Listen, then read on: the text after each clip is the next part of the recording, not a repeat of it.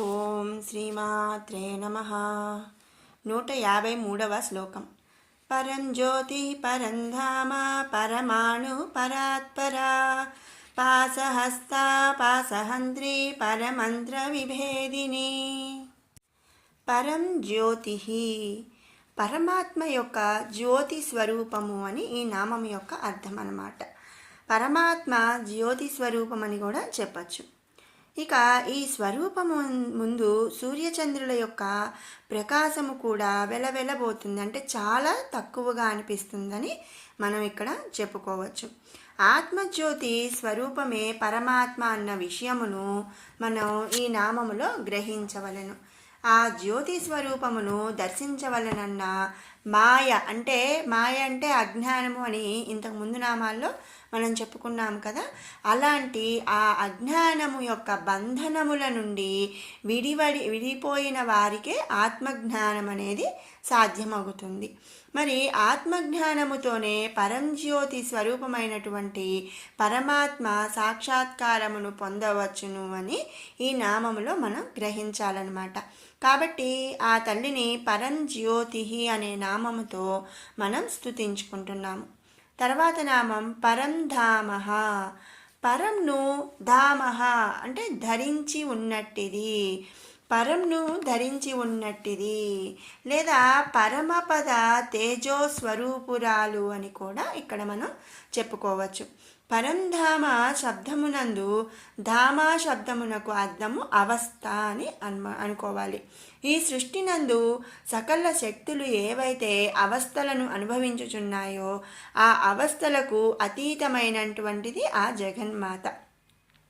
పరం అవస్థను పొందనవాడు తిరిగి జన్మమునకు చేరలేడనమాట. కనుక అవస్థారహిత స్వరూపమే పరం అని ఇక్కడ మనం గ్రహించాలి. అటువంటి అవస్థారహిత స్వరూపురాలు కాబట్టి ఆ జగన్మాతను మనం పరంధామ అని స్తుతించుకుంటున్నాము. తర్వాత నామం పరమాణు. పరమాణు అంటే చాలా సూక్ష్మం, చిన్న అది అని అర్థం అన్నమాట. పరమాణు అంటే అతి సూక్ష్మ స్వరూపురాలు అని ఇక్కడ అర్థం. పరమాత్మ యొక్క స్వరూపము అతి సూక్ష్మమైనటువంటిది, అంటే మన కంటికి కనిపించలేనటువంటి చిన్న చిన్న కణాలను మనం పరమాణువు అని చెప్తూ ఉంటాము. మరి అలాంటి పరమాణు స్వరూపురాలు, అతి సూక్ష్మమైనటువంటి స్వరూపురాలు ఆ జగన్మాత అన్నమాట.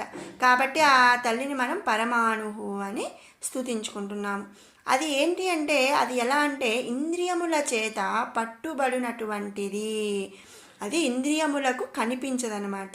అంటే ఏంటంటే కన్నులు మరి ఇంద్రియాల్లో ఒకటి కదండి. మన కంటికి కనిపించినటువంటిది, దాన్ని అంత చిన్న వాటిని అతి సూక్ష్మ స్వరూపురాలు. చీమ కంటే కూడా చిన్నది. ఇప్పుడు మనకి గాలిలో చిన్న చిన్న కణాలు ఉంటాయి, మనకి కనిపిస్తాయా? కనిపించవు కదా. అలా మన కంటికి కనిపించినటువంటి అలా అంతటి సూక్ష్మమైన అతి సూక్ష్మమైన స్వరూపురాలు ఆ జగన్మాత అన్నమాట. అలాగే ఇంద్రియాల్లో ఇంకొకటి ఏంటంటే చెవులకు వినిపించినటువంటిదంట. అలాగే మాటకు బదులు పలకనటువంటిది. మనం ఎంత మాట్లాడినా మనకు ఆ తల్లి అనేది బదులు ఇచ్చినా కూడా మనకి అనేది వినిపించదనమాట. అలాగే బదులు పలకదనమాట. కేవలము ఆత్మ అందు మిళితమై ఉన్నటువంటి శక్తి స్వరూపురాలు ఆ జగన్మాత. కాబట్టి ఇంద్రియముల చేత పట్టుబడినటువంటిది కాబట్టి ఆ జగన్మాతను పరమాణువు అనే నామముతో మనం స్తుతించుకుంటున్నాము. తర్వాత నామం పరాత్పరా. పరంధామ స్వరూపురాలు. బ్రహ్మాది దేవతలు మొదలు అన్ని శక్తుల కంటే కూడా అధికురాలైనటువంటిది అనే మనం ఇంతకుముందు ఎన్నోసార్లు చెప్పుకున్నాము. లేదా సకల శక్తుల కంటే ఉత్కృష్ట స్వరూపమైనటువంటి పరంధామ స్వరూపురాలని కూడా మనం ఇక్కడ చెప్పుకోవచ్చు అన్నమాట. కాబట్టి ఆ జగన్మాతను మనం పరాత్పరా అనే నామముతో స్తుతించుకుంటున్నాము. తర్వాత నామం పాసహస్త. పాసమును హస్త ధరించి ఉన్నటువంటిది. మనం ముందు నామాల్లో మొదట్లో చెప్పుకున్నాం కదండి. ఆ తల్లి ఒక చేతిలో పాసము, ఒక చేతిలో అంకుశము ఇలా ధరించి ఉంటుంది అని మరి ఆ నామాలకు అనుగుణంగా అంటే ఆ దేవి చేతులలో ధరించిన పాశమును అనుగుణంగా మనం ఆ జగన్మాతని ఇక్కడ పాశహస్త అనే నామంతో స్తుతించుకుంటున్నామన్నమాట. దేవి యొక్క 4 చేతులలో ఎడమవైపున కింద ఉన్న చేతిలో పాశము ధరించి ఉంటుంది కనుక పాశహస్త అనే నామము ఇక్కడ మనం స్తుతించుకుంటున్నాము. తర్వాత నామం పాశహంత్రి, పాశములను హరించునట్టి శక్తి స్వరూపురాలు. హంత్రి అంటే హరించునట్టిది. సకల పాశములను అంటే అస్త్రములను కూడా నశింపజేయనటి శక్తిని దేవి కలిగి ఉన్నది కాబట్టి మనం ఆ జగన్మాతను ఈ నామంలో పాశహంత్రి అని స్తుతించుకుంటున్నాము. తర్వాత నామం పరమంత్ర విభేదిని. పరమంత్ర అంటే పంచదశి మంత్రము, విభేదిని అందు భేదము గలది అని ఇక్కడ అర్థం అన్నమాట. దేవి యొక్క పరమ మంత్రమైన పంచదశి మంత్రమును తంత్రము చేత సూర్య చంద్రులు, పరమశివుడు, నందీశ్వరుడు, కుబేరుడు, మనువు, మన్మధుడు, లోపాముద్ర, అగస్త్య మహాముని, అగ్నిదేవుడు, కుమారస్వామి, పరశురాముడు వీళ్ళందరి మంత్ర ప్రవక్తకులైరి కనుక పంచదశి మంత్రము 12 విధములుగా భేదమును కలిగి ఉన్నది అని ఇక్కడ మనం అర్థం చేసుకోవాలి. ఏంటంటే వీళ్ళందరూ కూడా ఆ తల్లి యొక్క పంచదశి మంత్రమును తంత్రము చేత వీళ్ళందరూ కూడా ఏం చేశారంటే మంత్ర ప్రవర్తకులయ్యారంట. కాబట్టి అంటే ఒక్కొక్కళ్ళకి ఒక్కొక్క రకమైన విధంగా ఆ తల్లి ఒక్కొక్క రకంగా వాళ్ళు మంత్ర ప్రవక్తులు అయ్యారు కనుక పరమ మంత్ర విభేదిని అని చెప్పబడుచున్నది. కాబట్టి ఆ జగన్మాతను ఈ నామములో పరమంత్ర విభేదిని అని స్తుతించుకుంటున్నాము. 154వ శ్లోకం. మూర్తా మూర్తా నిత్యతృప్తా మునిమానసహంసికా సత్యవ్రత సత్యరూపా సర్వాంతర్యామిని సతీ. మూర్తా, మూర్తి అంటే రూపం. రూపము కలిగినటువంటి వస్తువుల యందు ఉన్నట్టి స్వరూపురాలు అని ఇక్కడ మనం అర్థం చేసుకోవాలి. ఈ సమస్త సృష్టి యందు జీవుల యొక్క ఇంద్రియములకు కనిపించినటువంటి వస్తువుల యందు జీవులకు స్పర్శానుభూతిని కలిగించినటువంటి సమస్త వస్తువులందు అంతర్శక్తిగా ఉన్నటువంటి స్వరూపురాలని మనం ఇక్కడ ఆ జగన్మాతను గ్రహించాలి. కాబట్టి ఆ జగన్మాత సృష్టిలో ఉన్న జీవుల ఇంద్రియములకు కనిపించకుండా స్పర్శానుభూతిని కలిగించినటువంటి సమస్త వస్తువులందు కూడా అంతర్శక్తిగా ఉంటుంది. కాబట్టి ఆ జగన్మాతను మనం మూర్త అనే నామంతో ఇక్కడ స్తుతించుకుంటున్నాము. తర్వాత నామం అమూర్త. మూర్త అంటే మూర్తి, రూపము. అమూర్త అంటే రూపం లేనిది. ముందు నామము అందు చెప్పిన దానికి భిన్నముగా ఇక్కడ మనం చెప్పుకుంటున్నాం అన్నమాట. అంటే ఏంటంటే ఈ సృష్టి అందు గల రూపము లేనటువంటి వస్తువులు అంటే జీవుల ఇంద్రియములకు కనిపించనటువంటి అన్ని వస్తువుల అందు కూడా ఉన్నటి శక్తి స్వరూపురాలు ఆ జగన్మాత. కాబట్టి ఆ జగన్మాతను మనం ఈ నామంలో అమూర్త అని స్తుతించుకుంటున్నాము. తర్వాత నామం అనిత్య తృప్త.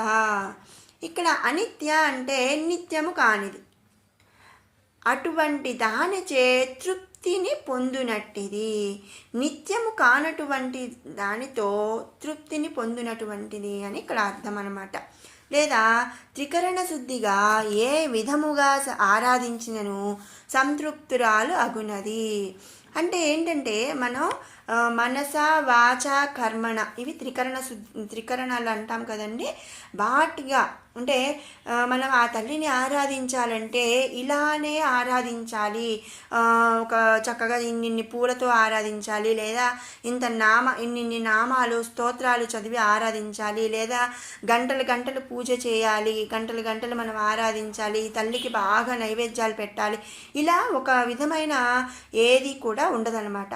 త్రికరణ శుద్ధిగా ఏ విధంగా ఆరాధించినా కూడా తల్లి సంతృప్తురాలు అవుతుందని ఇక్కడ అర్థం.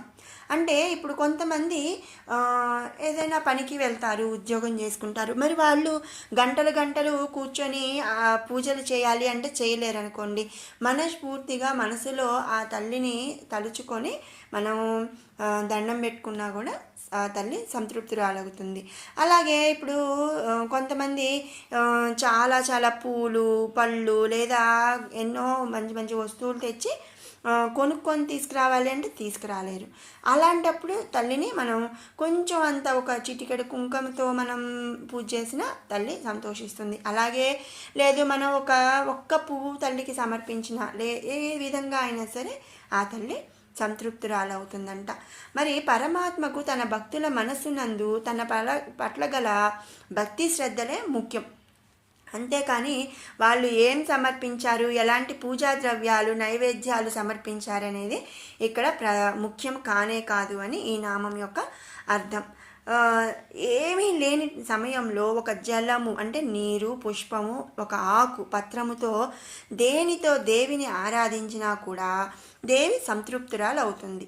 వీనిలో వేటిని సమర్పించినను స్వీకరించి తన భక్తుల కోరికలను తీర్చు స్వరూపురాలని ఈ నామం యొక్క అర్థం అన్నమాట. మరి అంతే కదండి, ఆ తల్లిని మనం మనస్ఫూర్తిగా ఆరాధించటం ముఖ్యం. మనం భక్తిగా ఆరాధిస్తే చాలన్నమాట. చాలా ఆడంబరంగా ఏమీ చేయాల్సిన అవసరం లేదు. ఆడంబరంగా ఉండి చేయగలిగిన వాళ్ళు చేసుకోవచ్చు. అలా చేసినా ఆ తల్లి సంతృప్తురాలవుతుంది. ఇలా మనస్ఫూర్తిగా ఒక జలము, పుష్పం, పత్రం ఏది సమర్పించినా ఆ తల్లి ఒకే విధంగా సంతృప్తురాలయ్యి ఒకే విధంగా తన భక్తుల కోరికలు తీరుస్తుంది. కాబట్టి మనం ఆ జగన్మాతను అనిత్య తృప్త అనే నామంతో మనం ఇక్కడ స్తుతించుకుంటున్నాము. తర్వాత నామం ముని మానస హంసిక.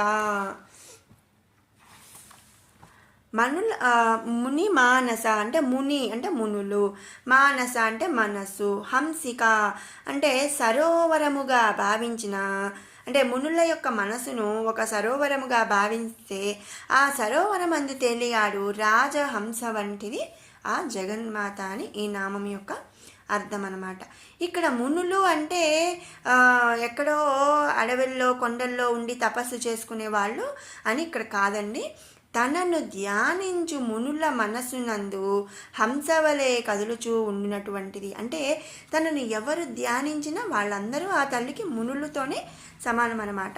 వాళ్ళ యొక్క మనసు ఒక సరోవరంగా భావించి అందులో తేలాడుతూ కదిలే ఒక హంస వలె ఆ తల్లి వాళ్ళ మనసుల్లో ఉండిపోతుంది అని ఈ నామం యొక్క అర్థం. అంతేకాని అదేంటి ఆ తల్లిని పూజించే వాళ్ళ మనసు సరోవరమా, ఆ తల్లి హంసలా ఉంటుందా కాదనమాట. అంత ఆనందంగా వాళ్ళ మనసుల్లో ఆ తల్లి ఉండిపోతుంది అని ఇక్కడ మనం అర్థం చేసుకోవాలి. దేవి సరోవరమందు తేలియాడు హంసలను చూచినప్పుడు మానసిక ఉల్లాసము కలుగుతుంది. అలాగే తనను ధ్యానించు మునుల మనస్సును సరోవరమునందు దేవి రాజహంస వలె కదలాడుచు వారికి ఆత్మానందమును ప్రసాదిస్తుంది అని ఇక్కడ మనం గ్రహించాలి. కాబట్టి ఆ జగన్మాతను ముని మానస హంసిక అనే నామంతో మనం ఇక్కడ స్తుతించుకుంటున్నాము. తర్వాత నామం సత్యవ్రత. సత్య అంటే సత్యము, వ్రత అంటే వ్రతముగా కలిగి ఉన్నటువంటిది. సత్యమే వ్రతముగా కలిగి ఉన్నటువంటిది. త్రికాలములందును ఒకే రీతిగా ఉండుతుందంట. సత్యము కాలము చేత, గుణముల చేత కానీ తత్వముల చేత కానీ ఎటువంటి భేదభావమును కలిగి ఉండునటువంటిది. ఎలాంటి భేదభావం ఉండదన్నమాట. సత్యము అటువంటి సత్యమును వ్రతముగా ఆచరించినట్టి స్వరూపము. అంటే ఏంటంటే సృష్టి అందు కల సకల గుణములందు కానీ తత్వములందు కానీ ఇతరములు ఏవైనా సరే ఏవైతే ఉంటాయో వాటి అందు దేవి ఉంది.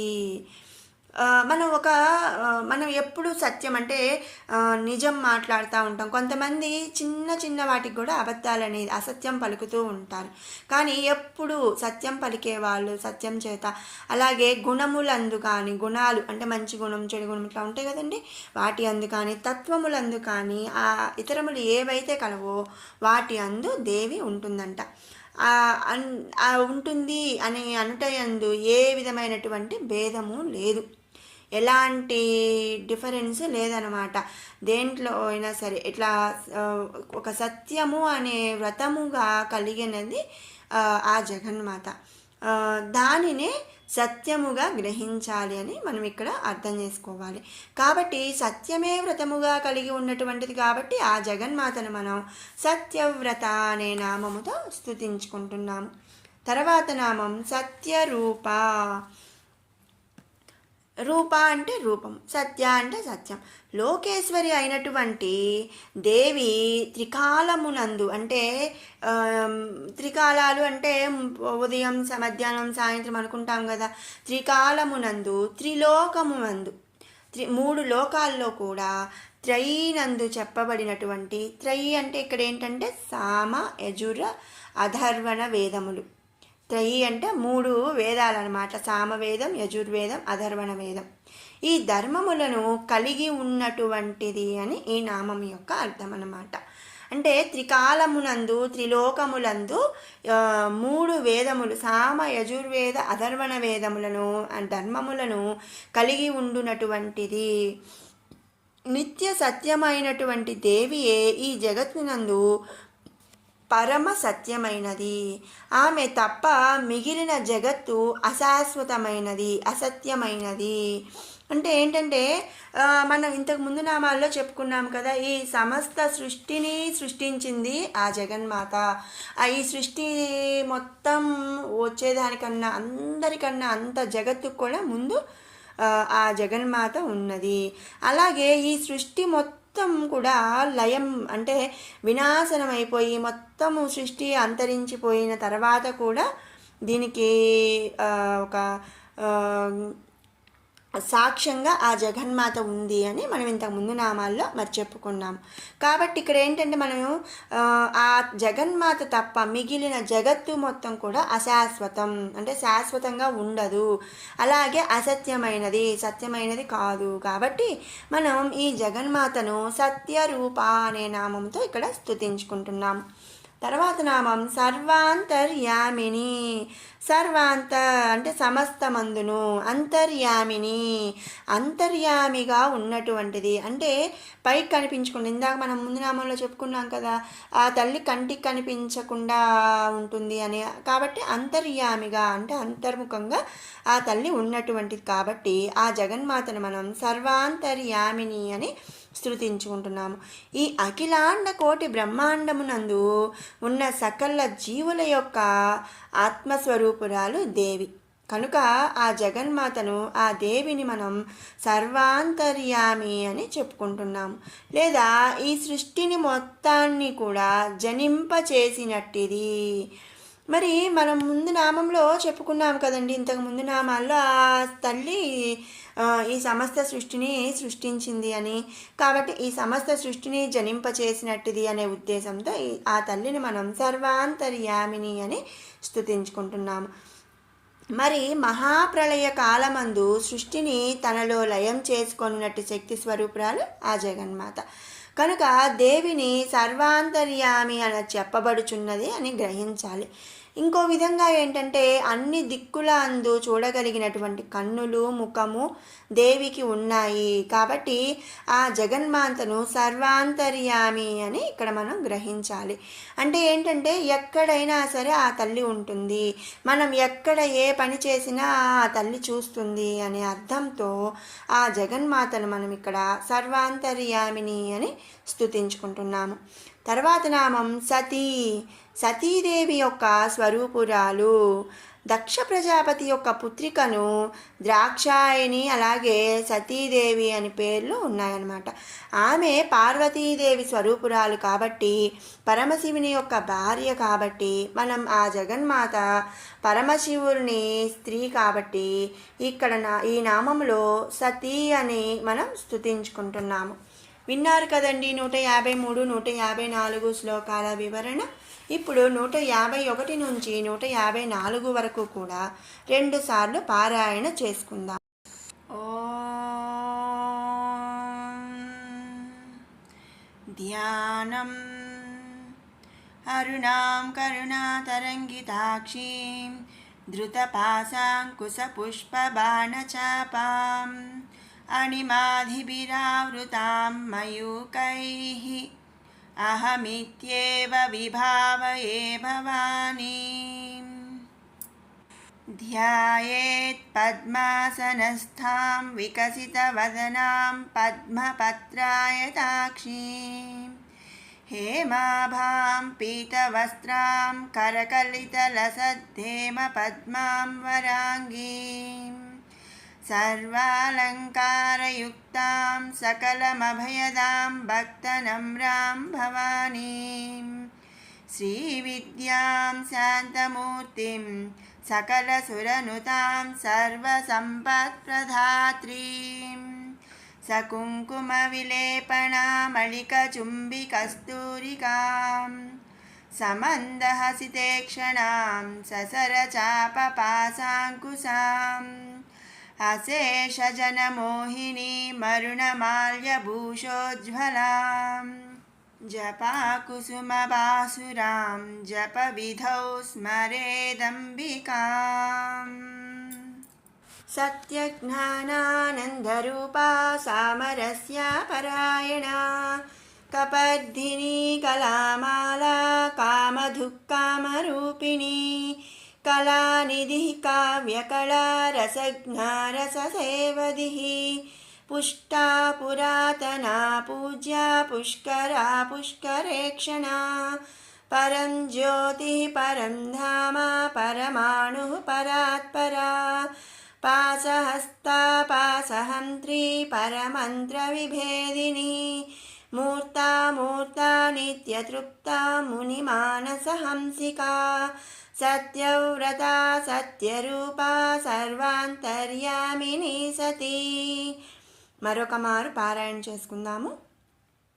सत्यज्ञानानन्दरूपा सामरस्या परायणा कपर्दिनी कलामाला कामधुक्कामरूपिणी कलानिधिः काव्यकला रसज्ञा रससेवधिः पुष्टा पुरातना पूज्या पुष्करा पुष्करेक्षणा परं ज्योतिः परं धाम परमाणुः परात्परा पाशहस्ता पाशहन्त्री परमन्त्रविभेदिनी मूर्ता मूर्ता नित्यतृप्ता मुनिमानसहंसिका सत्यव्रता सत्यरूपा सर्वान्तर्यामिनी सती। ओम श्रीमात्रे नमः।